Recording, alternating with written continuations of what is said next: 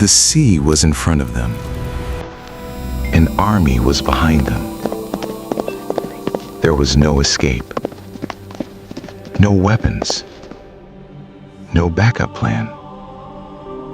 Just water and war. And the man they trusted was holding nothing but a wooden staff. This was the night fear said, "It's over." But it was also the night God was about to make history. By morning, either they would be dead or free forever. And everything depended on what happened next. The Israelites had finally left Egypt. After generations of slavery, after the plagues, after the night of Passover, they were free. The air tasted different. Freedom felt real. Sand crunched underfoot. Children's laughter mixed with nervous whispers.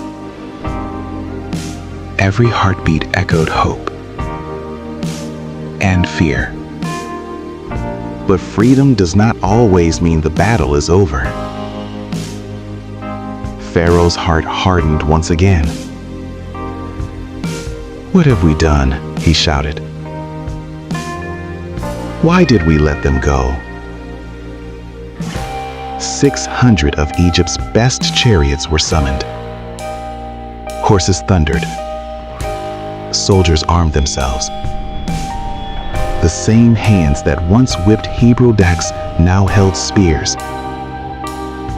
And they were coming fast. Dust rose like smoke. The ground trembled. The air was thick with tension. Children cried. Mothers trembled. Men who had witnessed plagues and miracles began to panic. If this story is inspiring you so far, gently tap like. It helps others discover this story too. "There were not enough graves in Egypt," they shouted at Moses.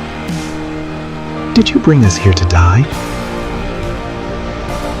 All eyes turned to Moses, the leader, the man who said God sent him, the one who promised deliverance. And now he faced the impossible. Imagine the pressure.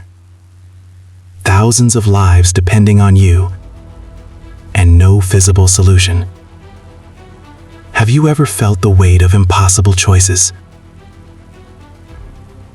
But Moses did not shout back. He did not panic. He stepped forward and said, "Do not be afraid. Stand still and see the salvation of the Lord." Drive them harder. We must Stand not still lose this race. with an army approaching? Faith rarely makes sense before the miracle happens. As night began to fall, the pillar of cloud that had been guiding them moved and went behind them. Darkness on one side, light on the other. The army could not advance. And then God gave Moses a strange instruction. Stretch out your hand over the sea. No blueprint, no detailed explanation. Just stretch out your hand. Sometimes obedience is simple, but terrifying. Moses lifted his staff. The wind began to howl. Violent, roaring, unstoppable. All night long, the wind blew across the sea. By the way, if you haven't subscribed yet, now is a great time. Join us for more stories of faith and miracles. People watched, confused, cold, uncertain. Slowly, the water began to move. It split. Walls of water rose on both sides, and down the middle, dry ground appeared. Moses stepped forward. Then the people followed.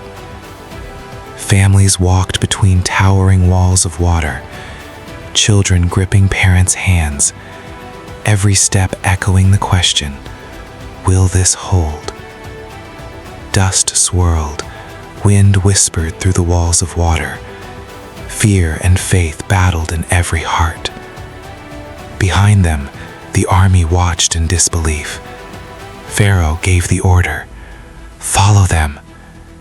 The chariots charged into the divided sea, into a path carved by divine power. But something shifted. Wheels stuck. The ground turned unstable. Panic spread among the soldiers. "This is the Lord fighting for them," they shouted. It was too late. On the other side, the last Israelite stepped onto shore. Moses raised his staff again. "Stretch out your hand." The wind stopped. Walls trembled. And then the sea collapsed. Water crashed with unstoppable force. Horses, chariots, soldiers, the pride of Egypt disappeared beneath the waves. By morning, silence filled the shoreline. The same sea that looked like a prison had become protection. The same place that looked like death had become deliverance.